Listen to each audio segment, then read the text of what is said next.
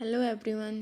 Today we will read about the routes of parental administration. Parental administration के कौन कौन से रूट्स होते हैं, कौन कौन से ऐसे इंजेक्शंस होते हैं, टाइप्स कितने डिफरेंट टाइप के, जिनके द्वारा हम क्या करते हैं, कोई भी मेडिकेशन को या किसी भी फ्लूइड को हमारी बॉडी के अंदर कैसे इंसर्ट करते हैं। तो आज हम इनके बारे में थोड़ा डिटेल में पढ़ेंगे।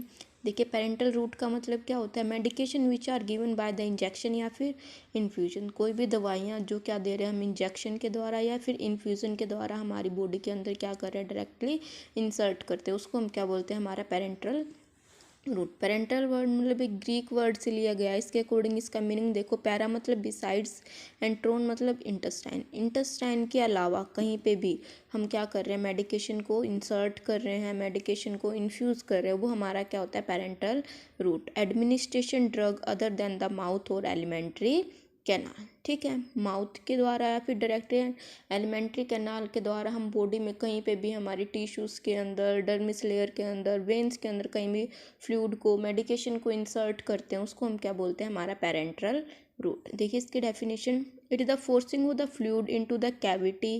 कैविटी के अंदर किसी भी फ्लूइड को फोर्स करना, किसी मेडिकेशन को ब्लड वेसल के अंदर और ए बॉडी टिश्यूज़ के अंदर थ्रू ए होलो ट्यूब और नीडल की हेल्प से, किसी भी ट्यूब या नीडल की हेल्प से हम क्या कर रहे हैं, बॉडी की कैविटी के अंदर, ब्लड वेसल्स के अंदर या फिर टिश्यू के अंदर किसी भी फ्लूइड या मेडिकेशन को इंसर्ट कर रहे हैं, उसको हम क्या बोलते हैं, पेरेंटल रूट्स। ये डिफरेंट टाइप के इंजेक्शंस होते हैं, तो उनको डिटेल में पढ़ेंगे, रीड आउट करेंगे क्या क्या होता है। फर्स्ट हमारा होता है इंट्रामस्कुलर इंजेक्शन, जिसको हम क्या बोलते हैं, IM। ये कहाँ पर लगाया जाता है, जो हमारे डीप मसल टिश्यूज़ होते हैं ना, उनके अंदर हम इसको क्या करते हैं, डायरेक्टली लगाते हैं और बिल्कुल स्ट्रेट, कितनी डिग्री पे, 90 डिग्री के एंगल पे हम इस इंजेक्शन को क्या करते हैं, इंसर्ट करते हैं। सेकंड आता है हमारा इंट्राडर्मल इंजेक्शन, जिसको हम क्या बोलते हैं, ID। ये कहाँ पे लगाया जाता है, हमारी डर्मिस लेयर में। फर्स्ट हमारी जो एपिडर्मिस होती है, फिर हमारी डर्मिस, और उस थर्ड हमारी आती है हाइपोडर्मिस लेयर। ये तीन क्या हमारी स्किन की लेयर होती है। तो एपिडर्मिस और हाइपोडर्मिस के बीच में जो हमारी डर्मिस लेयर होती है, उसके बीच में लगाया जाता है, और ये कितना, 10 डिग्री के एंगल पर लगाया जाता है। थर्ड आता है हमारा इंट्रावीनस इंजेक्शन, जिसको हम क्या बोलते हैं, IV इंजेक्शन भी बोलते हैं। ये कहाँ पे, डायरेक्टली हमारी जो वेन्स होती है उनके अंदर क्या किया जाता है, लगाया जाता है। 15 to 30 डिग्री के एंगल पे हम क्या करते हैं, इसको लगाते हैं। फिर आता है हमारा नेक्स्ट, फोर्थ है हमारा सबक्यूटेनियस इंजेक्शन। सबक्यूटेनियस इंजेक्शन कहाँ पे लगाया जाता है, जो हमारे सबक्यूटेनियस टिश्यू या फिर जो हमारे एरियोलर टिश्यूज़ होते हैं, कहाँ पे, 45 डिग्री के एंगल पे ये क्या किया जाता है, इंजेक्शन लगाया जाता है। फिर आता है हमारा hypospray injection, spread through the skin without a needle. Skin के ऊपर ही क्या किया जाता है, लार्ज अमाउंट में मेडिकेशन का क्या किया जाता है, स्प्रे कर दिया जाता है। इसमें नीडल वगैरह का यूज़ नहीं किया जाता, और धीरे धीरे हमारी स्किन क्या कर लेती है, उस मेडिकेशन को या उस स्प्रे को जो भी हमने किया उसको अपने आप क्या कर लेती है, एब्जॉर्व कर लेती है। फिर आता है हमारा infusion injection, large quantity of fluid या फिर कोई liquid of medication introduce into the body. जब भी कोई लार्ज क्वांटिटी में क्या करते हैं, कोई फ्लूइड या फिर लिक्विड को हमारी बॉडी के अंदर हम क्या करते हैं, इंसर्ट करते हैं, उसको हम क्या बोलते हैं, इन्फ्यूज़न। फिर आता है हमारा इंट्राओसियस इंजेक्शन। इसमें क्या होगा, introduce into the bone marrow. Bone marrow के अंदर जो कोई भी फ्लूइड लेने के लिए या फिर सैंपल लेने के लिए हम क्या करते हैं, इंजेक्शन इंसर्ट करते हैं, तो उसको हम क्या बोलते हैं, इंट्राओसियस इंजेक्शन, मतलब introducing into the bone marrow. Next आता है हमारा इंट्रा पेरिटोनियल। पेरिटोनियल जैसे नाम से ही पता चल रहा है, हमारी पेरिटोनियल कैविटी के अंदर लगाएंगे। फिर आता है हमारा वेंसिकेशन या फिर कट डाउन। इसके अंदर हम क्या करते हैं, ओपनिंग अ वेन। वेन को क्या करते हैं, ओपन करते हैं। इंट्रोड्यूस ए ट्यूब और वाइड बोर नीडल। इसके अंदर हम क्या करते हैं, या तो कोई ट्यूब या फिर एक नीडल को क्या कर देते हैं, फिर वेन को ओपन करके उसके अंदर क्या कर देते हैं, हम इंसर्ट करते हैं। किस पर्पज़ से हम इंसर्ट करते हैं, इंट्रोडक्शन ऑफ मेडिसिन या फ्लूइड, या तो उसके अंदर कोई भी मेडिकेशन या फ्लूइड को इंसर्ट करने के लिए, या फिर उसके अलावा टेकिंग आउट द ब्लड को लेने के लिए। इसको हम किस, अनदर नेम हमारा वेन्यूपंचर के नाम से भी हम इसको जानते हैं। आया समझ में।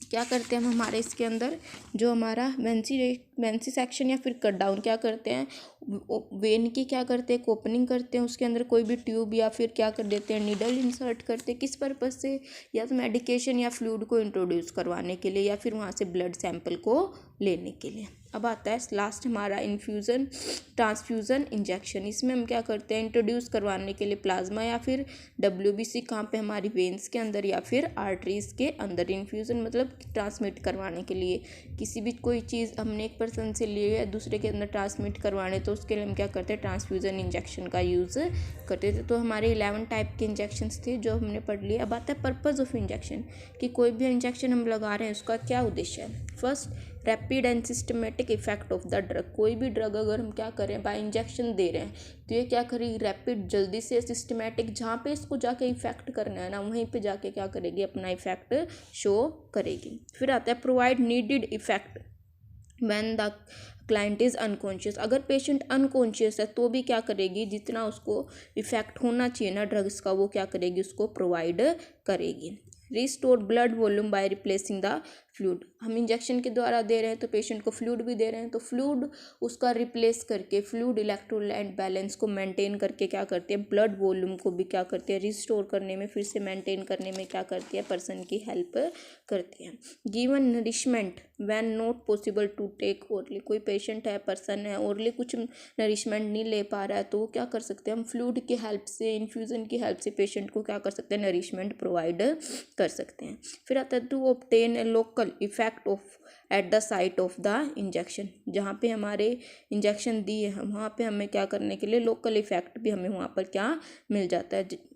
जहाँ पे हमने जैसे IV दी है, IV में क्या होता है, इंट्रावेनस वेन्स में दिया, ब्लड के द्वारा हमारी क्या जा रही है, मेडिकेशन जा रही है, तो वो क्या करते हैं, इजीली जाके क्या करती है, जहाँ पे उसको क्या करना है, अपना इफेक्ट शो करना है, तो जल्दी से अपना इफेक्ट क्या कर देती है, शो कर देती है। ये इसके पर्पस थे। नेक्स्ट हमारे एडवांटेजेस, कि क्या क्या हमारे एडवांटेजेस है कि हम क्या दे रहे हैं, पेशेंट को इंजेक्शन दे रहे हैं। फर्स्ट हमारा ये क्या करते हैं, रैपिड एक्शन करते हैं, जैसे ही हमने पेशेंट को दिया उसी टाइम अपना एक्शन करना स्टार्ट कर देंगे। No first pass metabolism. First pass metabolism का मतलब क्या होता है, जैसे हमने ओरली कोई मेडिकेशन लिया, ओरली मेडिकेशन क्या करेगी, पहले हमारे माउथ से हमने ली, इंटेस्टाइन में जाएगी, फिर वहाँ एब्जॉर्ब होगी, फिर वहाँ से हमारे लीवर में जाके मेटाबोलाइज्ड होगी, फिर वहाँ से हमारे ब्लड सर्कुलेशन के अंदर जाएगी, फिर जहाँ पे जाके उसको इफेक्ट करना है ना, वहाँ तक जाते जाते उसका इफेक्ट बहुत ज़्यादा क्या हो जाता है, कम हो जाता है। तो हम जो इंजेक्शन के द्वारा लेते हैं उनका फर्स्ट पास मेटाबॉलिज्म नहीं होता, वो डायरेक्टली हमने क्या किया, इंसर्ट किया, जहाँ पे जाके उसको अपना इफेक्ट करना है वहाँ पे जाके वो क्या कर देती है, अपना इफेक्ट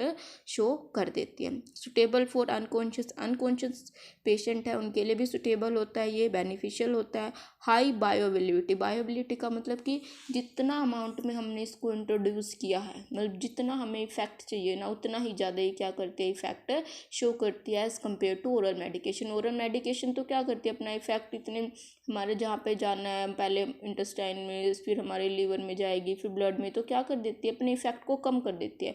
बट इनके क्या होती है, बायोअवेलेबिलिटी बहुत ज़्यादा होती है। No GI irritation. कोई गैस्ट्रिक इरिटेशन भी ये कोज नहीं करती, नहीं कहे क्योंकि हमारे गैस्ट्रिक इंटेस्टाइन के अंदर तो ये जा नहीं रही है। उसके बाद आते हैं इनके कुछ डिसएडवांटेजेस भी होते हैं। अगर एडवांटेज है तो डिसएडवांटेजेस भी होंगे। क्या होगा, इन्फेक्शन कोज कर सकते हैं। अगर हमने प्रॉपर टेक्निक्स का यूज़ नहीं किया तो क्या करेंगे, इन्फेक्शन, पेन होगा, इंजेक्शन वाली साइड पे, नीडल्स, नीड स्किल्स की रिक्वायरमेंट होती है। कोई भी पर्सन इनको क्या कर सकता है, डायरेक्टली जाके क्या नहीं दे सकता, किसी को इंजेक्शन नहीं दे सकता, उसको प्रॉपर टेक्निक्स और नीड्स स्किल्स की क्या होती है, नीड्स होती है। एनाफिलैक्सिस क्या कर सकते हैं, कोई भी एलर्जिक रिएक्शन क्या कर सकते हैं, ये कोज कर सकते हैं। एक्सपेंसिव होते हैं बहुत ज़्यादा, और स्टेरिलाइजेशन टेक्निक्स की इनको क्या होती है, रिक्वायरमेंट होती है। अब आती है इसकी कॉम्प्लिकेशन की, क्या क्या कॉम्प्लिकेशन कि हमें क्या क्या कॉम्प्लिकेशंस हो सकती है। फर्स्ट, एलर्जिक रिएक्शन हो सकती है, जहाँ पे मतलब पेशेंट को हमने कोई भी ड्रग्स ऐसी दे दी है जो पेशेंट को सूट नहीं करे, तो उससे क्या हो सकता है, एलर्जिक रिएक्शन कोज हो सकती है। इन्फेक्शन हो सकता है, पेन हो सकता है, टिश्यू का ट्रोमा हो सकता है।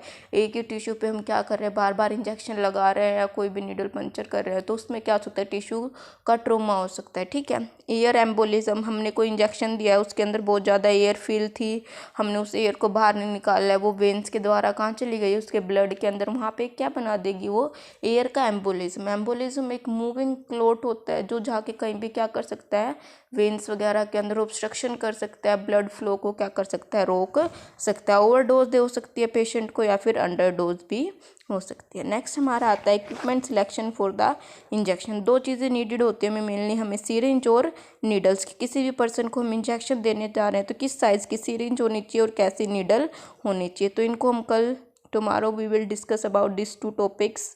आई hope you all will understand about this.